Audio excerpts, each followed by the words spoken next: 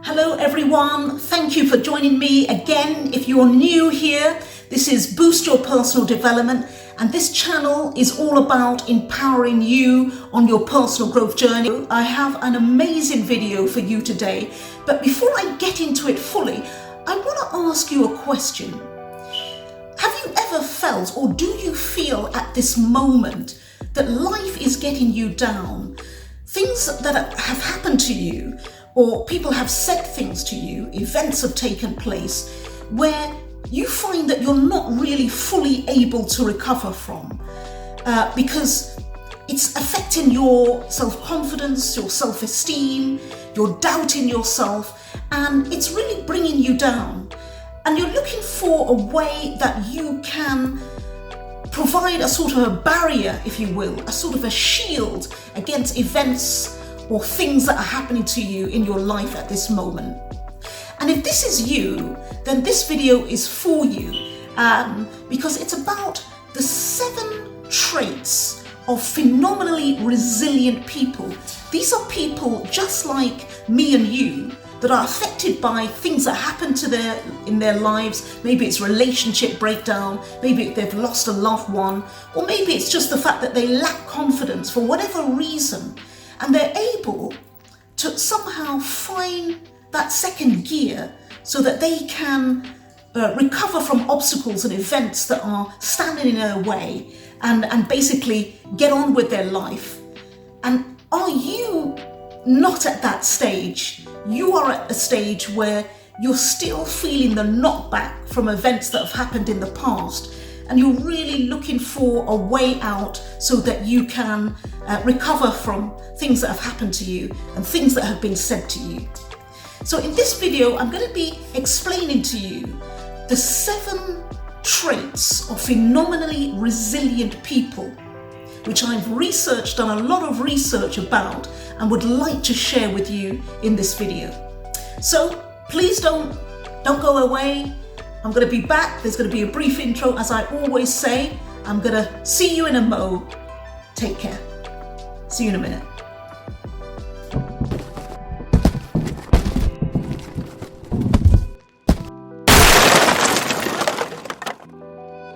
And the first of the 7 traits of the most phenomenally resilient people is focus. Phenomenally resilient people know how to create space to focus. What does this mean? Well, they understand the big picture. It's called big picture thinking, and it stops phenomenally resilient people from allowing anyone or anything to emotionally and psychologically bring them down. Engineeringmanagementinstitution.org states that leaders are typically viewed as embracing big picture thinking. People tend to follow those who have an understanding of where they are heading and where others need to go as well. And this is a large part of being resilient.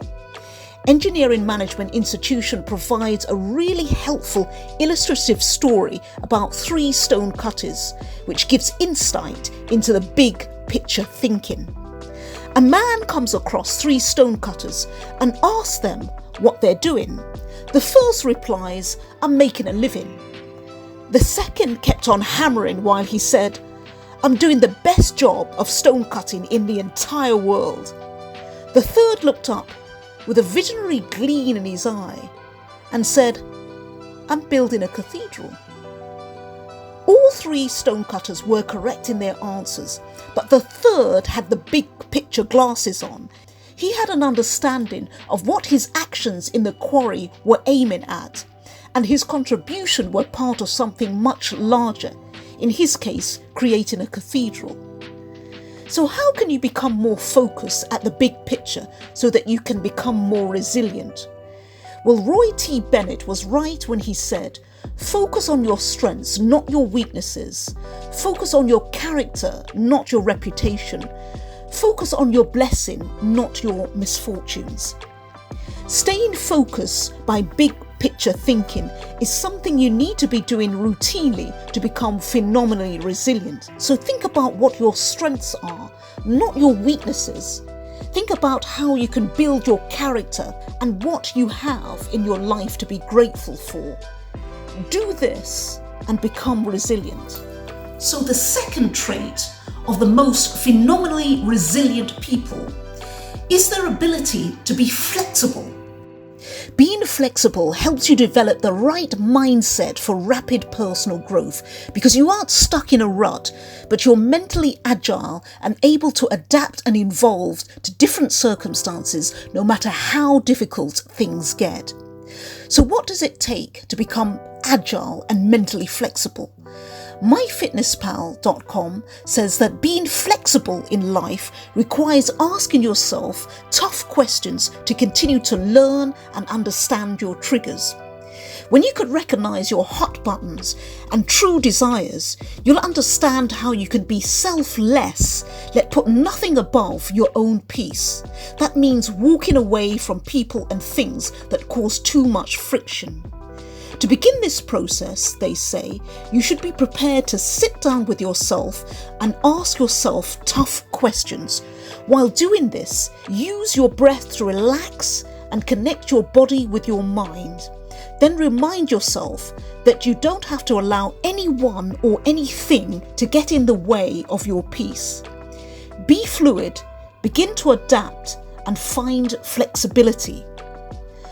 MyFitnessPal.com also believes that the best way to build flexibility and resilience is to be like a child.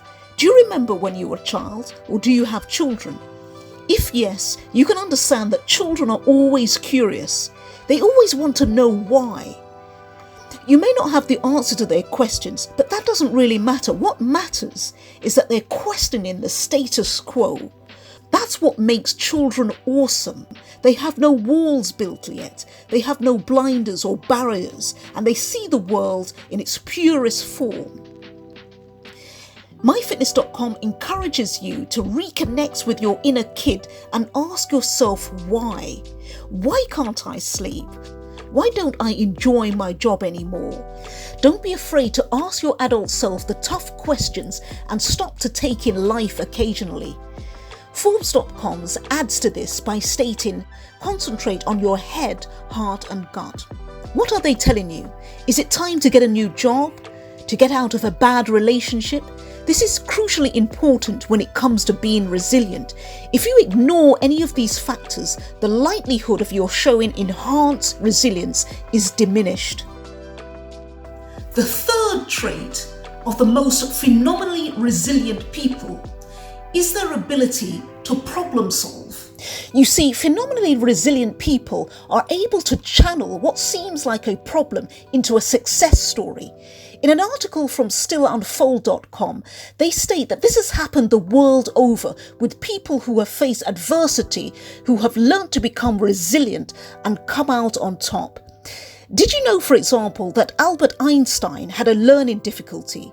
This is the same genius who is known for the theory of relativity. He didn't talk until the age of 3.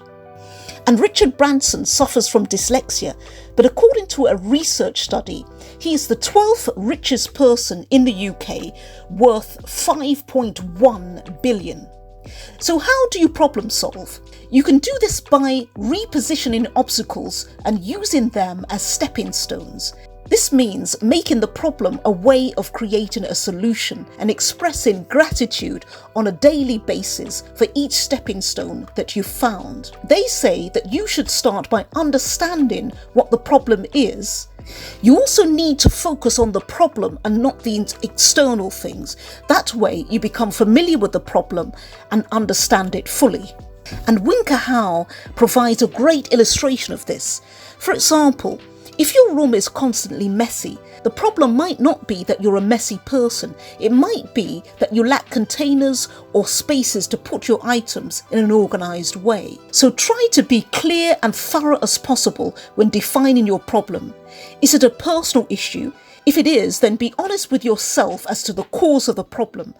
If it's a logistic problem, determine exactly where and when the problem occurs. Determine whether the problem is real or self-created. Do you need to solve this problem, or is it about something you want? Putting things in perspective can help you navigate the problem-solving progress. Winkelhow also say that you should make important decisions first. This will help you to recognize the decisions you need to make and how they will contribute to solving your problem. The motivational speaker Tony Robbins states that you should break problems into chunks. He refers to it as chunking. He believes that the main reasons people can't solve problems that they make it overly complicated, which makes them feel overwhelmed, so they think the problem is too difficult to solve. So if you have a number of problems, chunk them down into smaller parts and tackle each one individually. The most phenomenally resilient people know how to do this, and they do it on a regular basis. This helps them to stop seeing things as overly complicated. It also helps them to stop getting overwhelmed and to tackle things in small chunks. Because when you solve one problem, this can often help you to solve another problem. And the most phenomenally resilient people understand this. They also understand that, as Winkelhow states, that once they make a decision, they don't doubt themselves. They're able to move forward without wondering what would have happened if I made another choice. The fourth trait of the most phenomenally resilient people is their emotional intelligence. They understand that it's the end result that matters, what you can achieve focusing on the big picture and being pragmatic. Emotional intelligence is about understanding the facts. Like understanding how to solve a problem, it's about what is really happening, not what you think is happening. So if you're in a relationship, how do you become more resilient?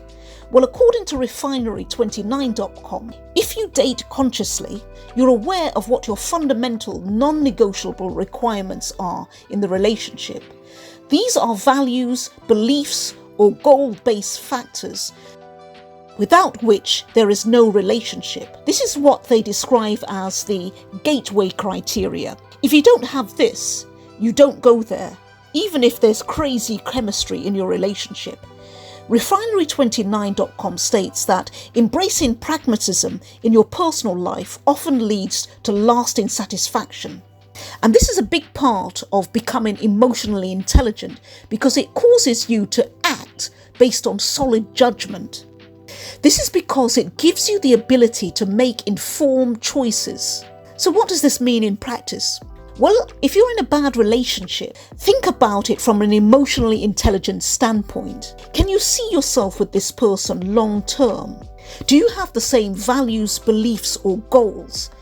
Answering these important questions will help you to become more emotionally resilient.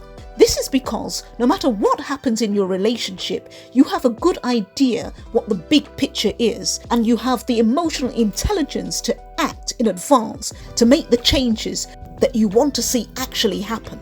So, are you going to stay together and work harder to make it happen, or are you going to go your separate ways? If you decide to separate, resilience through being emotionally intelligent means that you're less likely to feel bad because your relationship wasn't based on the same values, beliefs, or goals. That doesn't mean to say that you're not going to be upset about the ending of your relationship. It simply means that you're more likely to be able to put it into perspective.